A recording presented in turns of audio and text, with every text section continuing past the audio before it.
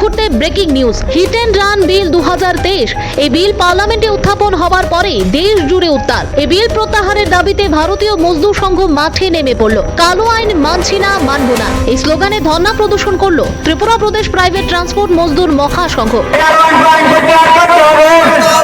আজ সকাল 9:30 নাগাদ কেন্দ্রীয় সরকারের কালো আইনের বিরুদ্ধে সরব হয়ে বিলুনিয়া বনকর নদীর উত্তর পাড়ে ধর্ণা প্রদর্শন করে। হিট অ্যান্ড রান বিল 2023 প্রত্যাহারের দাবিতে বিভিন্ন কর্মসূচি গ্রহণ করেছে ভারতীয় মজদুর সংঘ।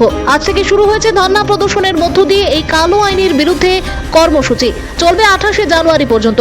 যদি এই কালো আইন প্রত্যাহার না হয় রাজ্যব্যাপী ধর্মঘট ডাকার প্রস্তুতি নিতে চলেছে ভারতীয় মজদুর সংঘ। হিট অ্যান্ড রান বিল 2023 পার্লামেন্টে যে বিল এসেছে এই বিল সম্পূর্ণ যানবাহন চালক এবং শ্রমিক বিরোধী বলে মনে করছেন মজদুর সংঘ। আমাদের পার্লামেন্টে আমাদের শ্রমিকদের বিরুদ্ধে হিট অ্যান্ড রান 2023 একটা বিল এসেছে। এই বিল সম্পূর্ণ আমাদের ড্রাইভার শ্রমিকদের বিরুদ্ধে। এই বিলে আমাদের জন্য রাখা হয়েছে, আমরা যদি একটা অ্যাক্সিডেন্টে একটা মানুষ মারা যায় আমাদের ন্যূনতম 10 বছর জেল এবং 7 লক্ষ টাকা জরিমানা। এই বিলে আরো রাখা হয়েছে অ্যাক্সিডেন্ট হওয়ার পরে যদি আমি রোগীকে কোনো হসপিটালে অথবা নিকটবর্তী কোনো পুলিশ স্টেশনে নিয়ে যায় হয়তো একটু সাজা কম হবে, কিন্তু কতটুকু কম হবে ওই বিলে এখন আমরা পরিষ্কার না। তাই ভারতীয় মজদুর সংঘ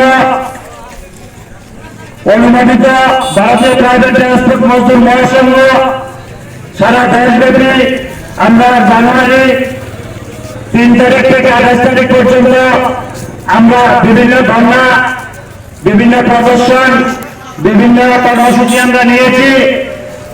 আজকে 3 তারিখ আমাদের ধর্ণার মাধ্যমে শুরু হয়েছে।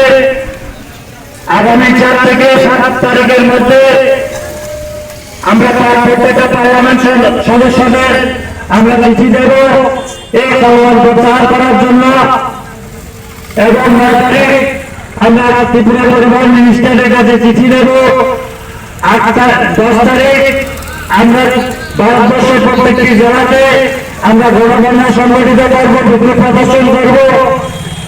এছাড়া আগামী 11 তারিখ আমরা ভারত সরকারকে লাখপাড়া নম্বর চিঠি দিয়ে জানিয়ে দেব আগামী 28শে জানুয়ারির মধ্যে আমাদের দাবিগুলো যদি মানা না হয় এবং প্রত্যাহার না করা হয় ওই 28 তারিখের পরে আমরা দেশব্যাপী ধর্মঘটে যাব।